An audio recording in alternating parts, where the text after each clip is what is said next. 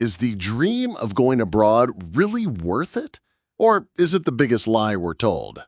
That's the million-dollar question we're tackling today.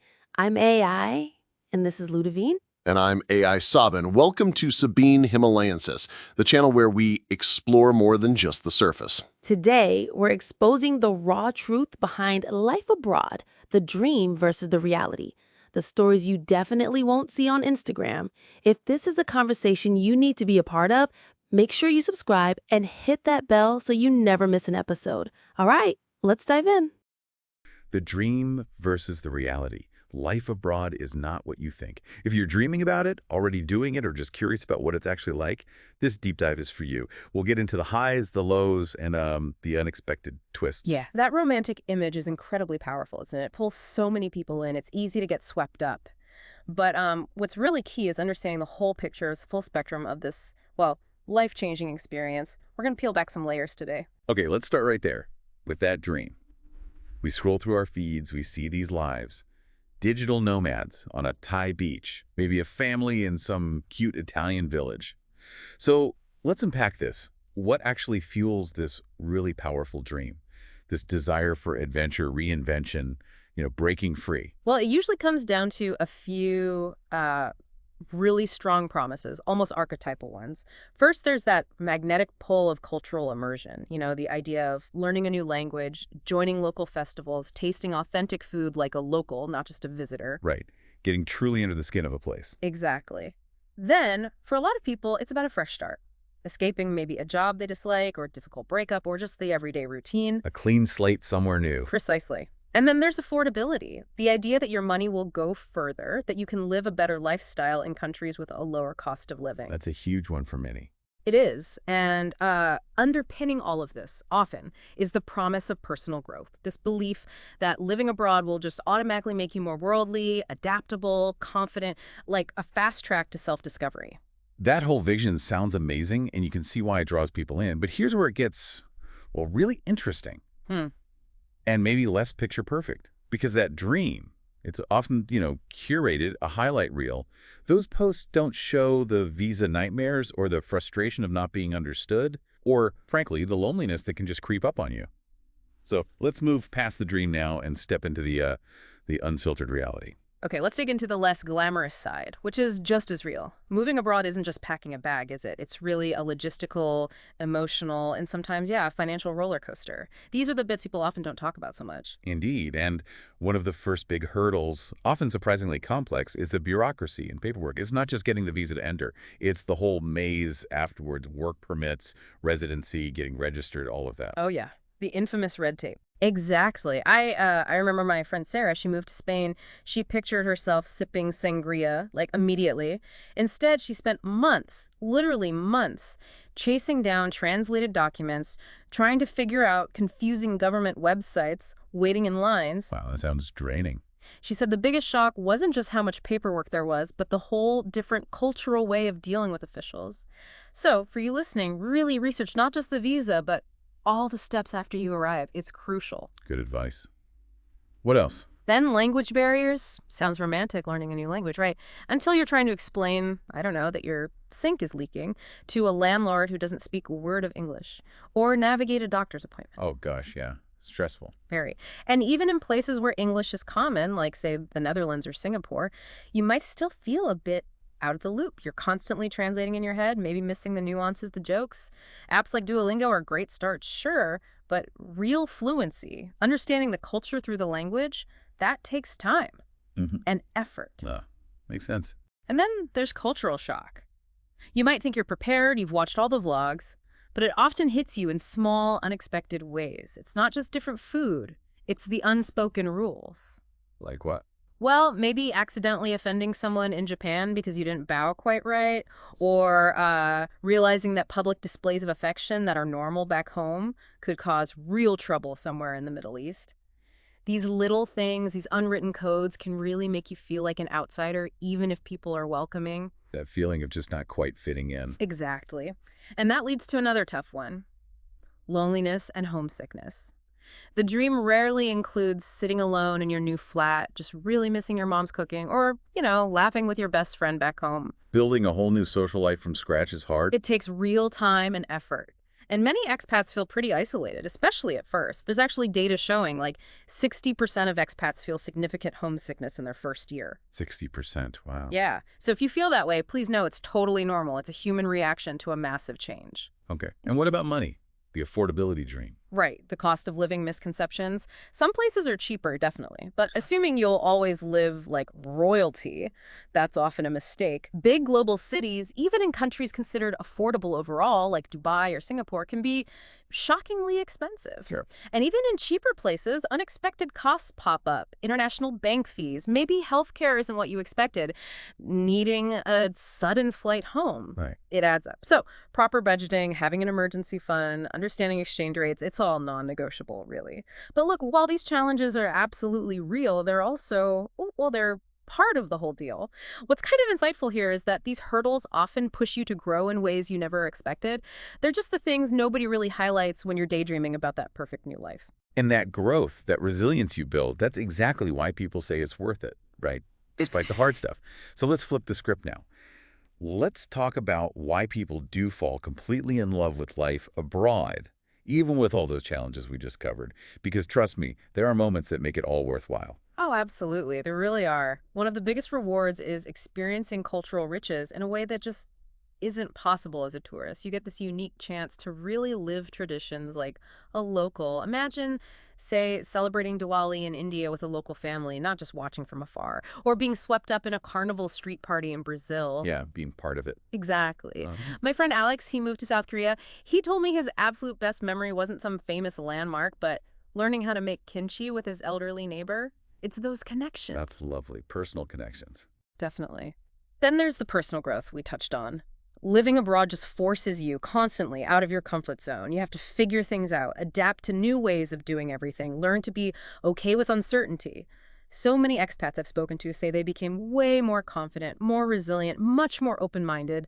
It's like a crash course in discovering what you're capable of. Kind of accelerated self-discovery. That's a great way to put it. And that leads to gaining genuinely new perspectives.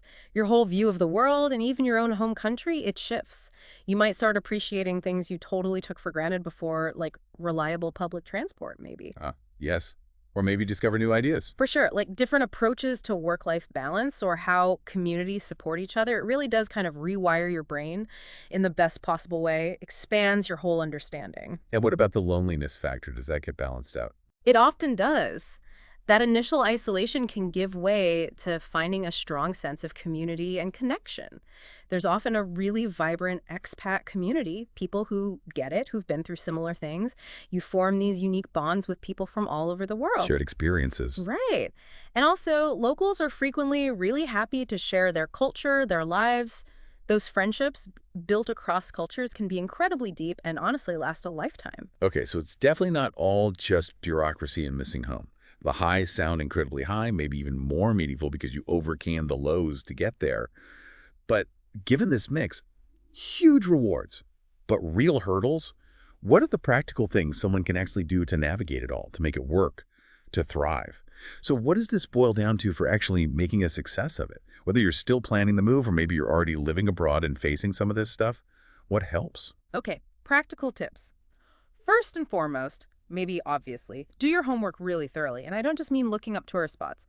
Dig deep into everything. The specifics of visas, the real cost of living, groceries, transport, utilities, local banking, taxes, cultural etiquette. The nitty-gritty. Exactly. Expat forums online, government immigration websites, even local Facebook groups.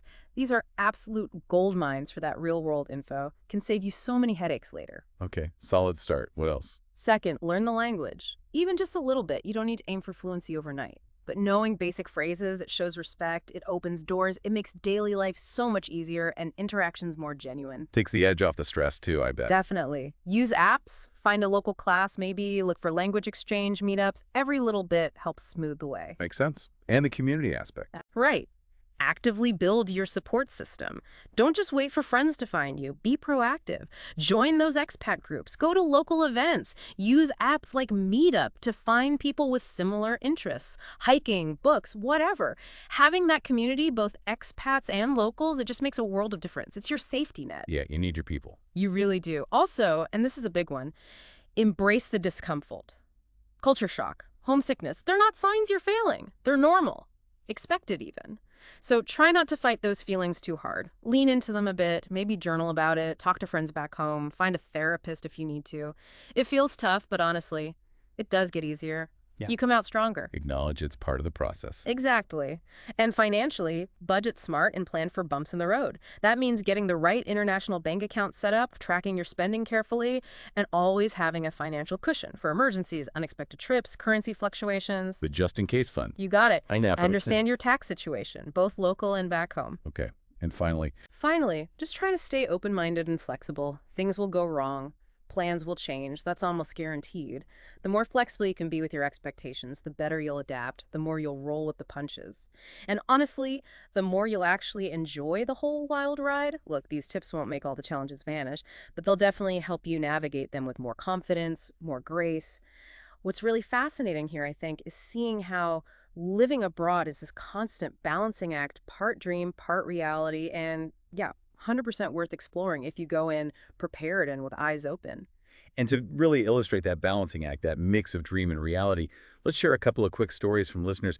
These experiences really capture that full picture.